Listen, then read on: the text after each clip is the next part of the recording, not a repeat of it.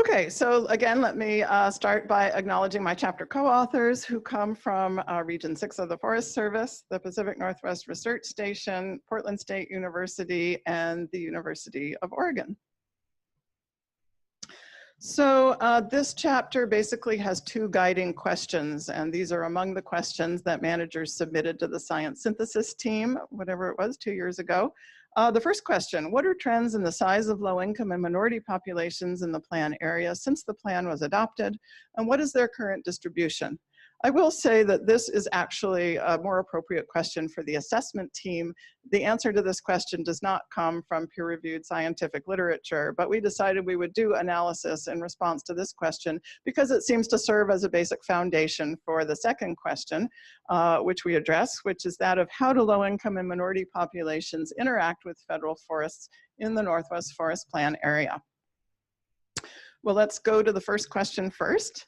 If we look at low-income populations, now we define a low-income population as people living below the federal poverty line. So if we look at low-income populations in the Northwest Forest Plan area, we see that the percentage of the population that could be considered low-income in the plan area has increased since 1990 from 11.2% to 14% of the total population. We use 1990 as a baseline because that was right before the plan was adopted, and it's also a year for which we have decennial US Census data.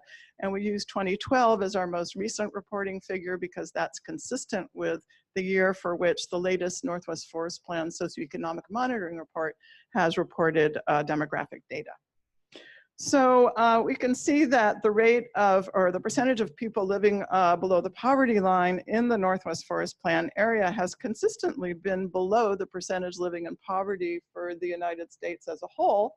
But if we disaggregate plan area counties into those 32 metropolitan and 40 non-metropolitan counties, we can see that the percent of people living in poverty has been much higher in non-metro counties, that's rural areas, than in metropolitan counties.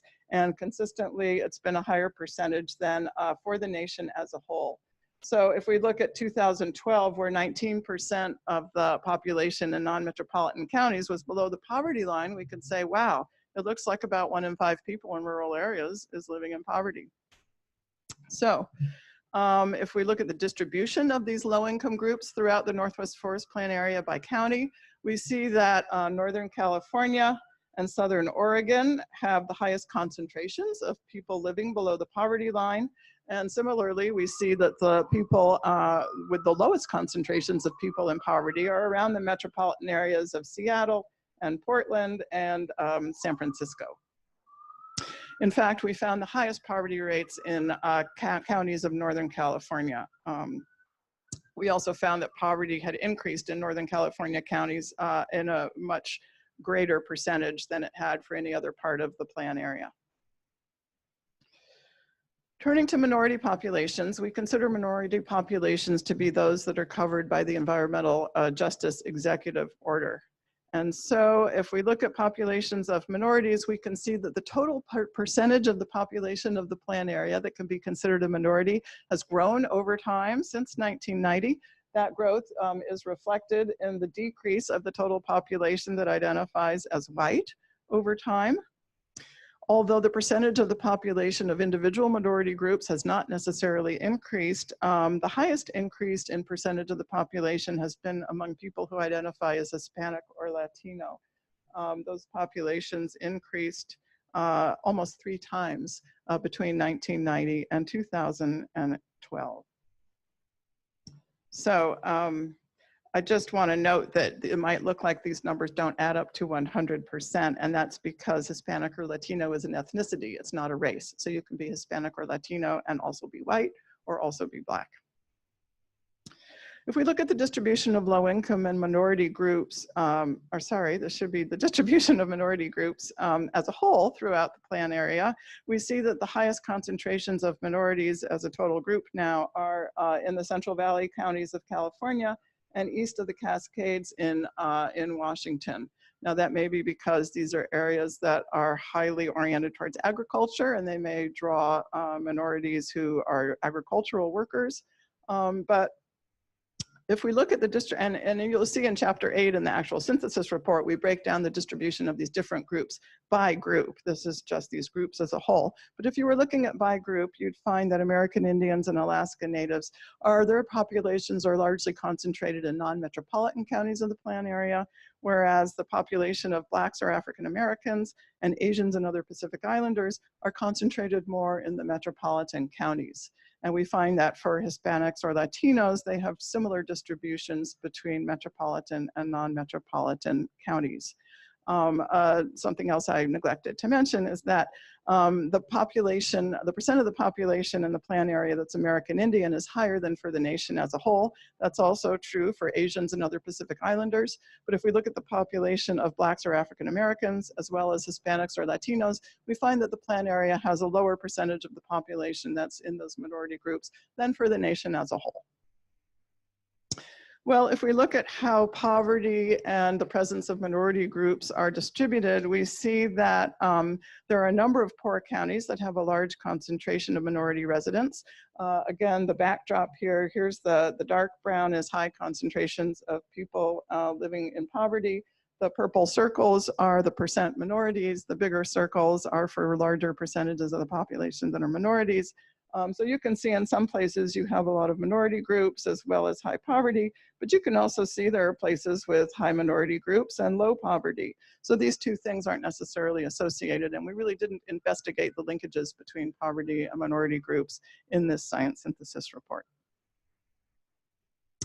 Okay, well, how do these groups interact with federal forests? This is our second guiding question.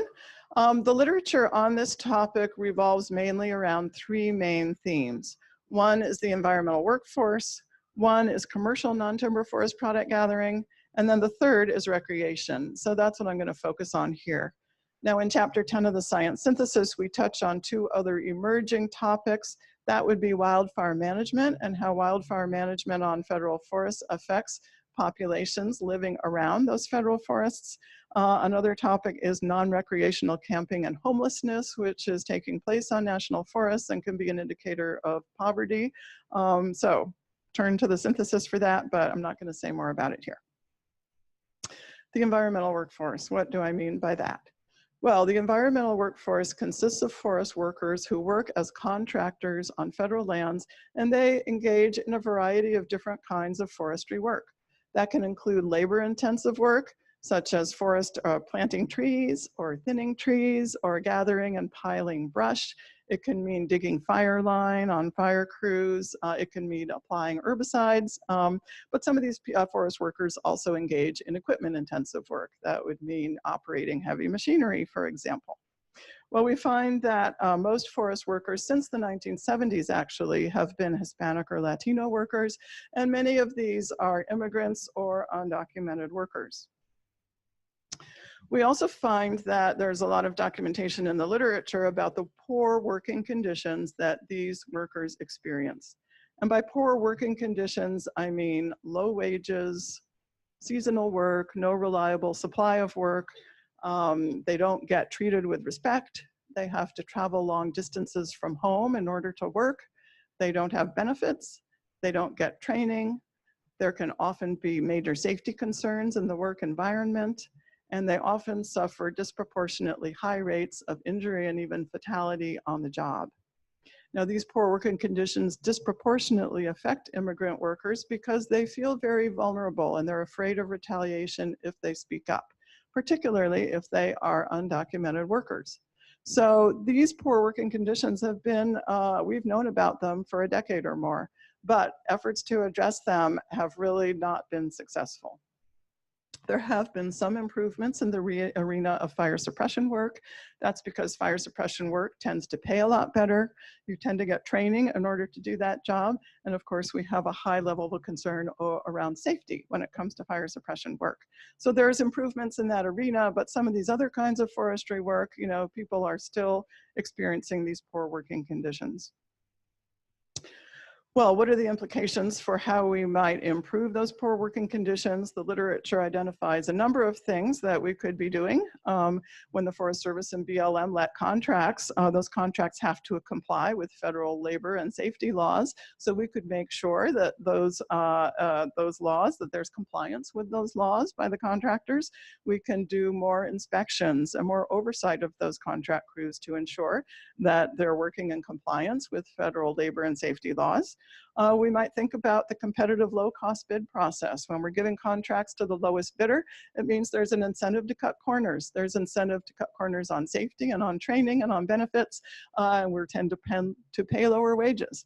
So we got to think about that. And we might also think about how to incorporate some of the beneficial features of fire suppression contracts into other kinds of contracts. One example of that would be to include funding in the contract for doing safety training and daily safety briefings, for example. Okay, non-timber forest products. We're back to this topic, and that's because a lot of the non-timber forest products gathering in the Pacific Northwest takes place by low-income and minority groups. In particular, Southeast Asians and low-income whites are very active in the mushroom and the wild mushroom industry, and Hispanics or Latinos are very active in the floral greens industry. This has been true since about the 1990s. We know that federal forests are important harvesting sites. That means, again, that how we manage our forests is going to have an impact on the ability of these groups to go out and harvest the targeted products and benefit from doing that financially. There are, however, a number of concerns that these forest workers, these gatherers, have also expressed. For example, safety. You know, you can go out there, it might be hunting season. There might be people doing target practice. You might be able to get lost in the woods. You know, those are safety concerns. There's concerns around access. You know, are you going to close certain areas to harvesting? Are you going to close a road that is important for getting people to these products? So they have concerns about access. They have concerns about immigration officials. There have certainly been examples of immigration officers going out into the forest or even into Forest Service offices and trying to round up undocumented workers when they come in to get gathering permits. Some have complained of racial profiling by Forest Service law enforcement officers. Sometimes there's conflict with other harvesters who are out there for recreational uses or for subsistence or cultural uses. And then working conditions for these workers can also be poor. A lot of them are independent operators. They just go out gathering on their own. But some of them work for what are called buying sheds. And these are basically entities that get leases over gathering to certain tracts of federal land, and then they hire harvesters to go out and gather within their lease area. Well, that means they're controlling what those harvesters can do, they're controlling the prices that they get, and that can lead to unfavorable working conditions for those harvesters. So these are things to be aware of. So also, as we've said earlier, harvesters are underrepresented in the forest management process. And I think when it comes to these, minority groups in particular, that can be because I think minorities in general are poorly represented in our Forest Service participatory decision-making and collaborative processes. So that leads us to think about how can we do more to reach out to these groups, not only in the context of non-timber forest product management, but in the larger context of federal forest management decision-making. Okay, so management considerations, how to address the safety issues. Maybe they should be wearing blaze orange vests when they're out in the woods. How are our regulations and these tenure arrangements, whether you have a permit or a lease, how are those going to affect the harvesters and their working conditions? Again, how does forest management affect those resources themselves that are of economic and cultural importance to people? And how can we better engage these folks in the management decision-making process? Again, we can really benefit from that as well as them benefiting from it, because they do have a lot of experience with these products. They can help us with monitoring the status of these products, and they can share ecological knowledge. Moving on to recreation. We drew on national visitor use monitoring data that the Forest Service keeps. Unfortunately, we don't have comparable data for BLM lands, but we looked at visits by low-income and minority users. These are people who are age 16 or older. And we found that the lowest visitation rates are by people who earn less than $25,000 a year. That's with the exception of people earning over $150,000 a year. So people who have less money tend to visit the national forests less. And one reason for that low visitation by low-income populations is because cost of the trip is a barrier. And cost of the trip means equipment, the cost of equipment. It means the cost of transportation, but it can also mean the cost of paying visitor use fees if those are required in certain places. If we look at visits to national forests by minority groups, we see that visitation is highest among white populations, and that's consistent with what we see for the nation as a whole. We have quite low visitation rates for other groups.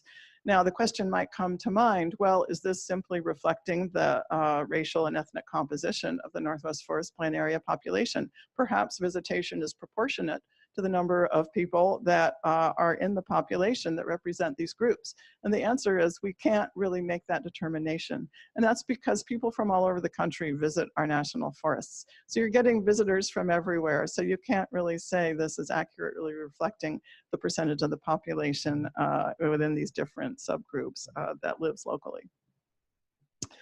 Okay, so barriers to visitation by minority groups, similarly, they include the cost of the trip, but also sometimes these forests are far away. You know, people might be working 2 jobs, so you don't have time to, you know, spend a few hours getting to your national forest.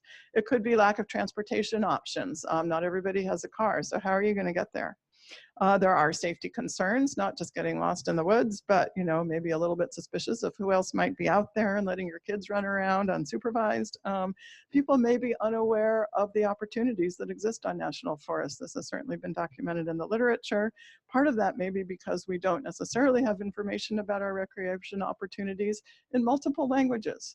So things that we can think about to try and increase recreation participation by both low-income and minority populations is to increase the information available about recreation opportunities and to maybe do that in multiple languages and to do a better job of outreach. It could be through certain kinds of radio stations, maybe Spanish language radio stations. It could be we do more outreach to community groups that really work to get low-income and minority populations out into the woods, maybe trying to partner with some of those organizations.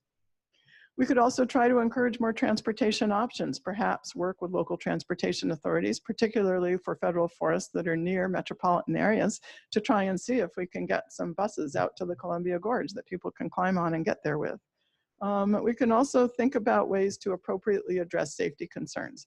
You know, I mentioned people are a little uncomfortable with these law enforcement officers walking around, especially if they might be undocumented, but perhaps if we had more Forest Service personnel or Forest Service volunteers and BLM volunteers out there with uniforms on, people would feel more comfortable, just a better sort of non-threatening presence on the ground.